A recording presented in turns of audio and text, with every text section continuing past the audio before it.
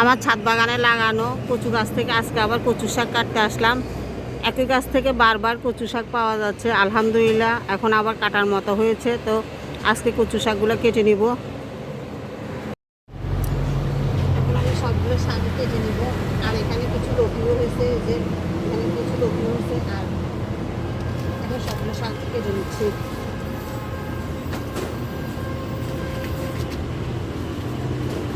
আর নিজের হাতে লাগানো গাছ থেকে কোনো কিছু খাওয়ার আনন্দই আলাদা। এর আগেও আমি এখান থেকে প্রচুর শাক তুলছি, তো আজকে আবার তুলতেছি।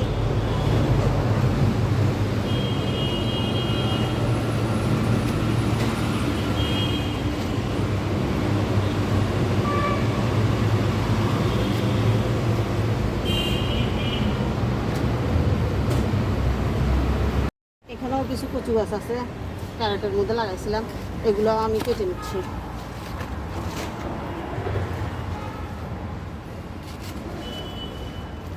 এগুলো তো লতি আসা শুরু করছে, তো কয়েকদিনের মধ্যে লতিগুলো খাওয়া যাবে।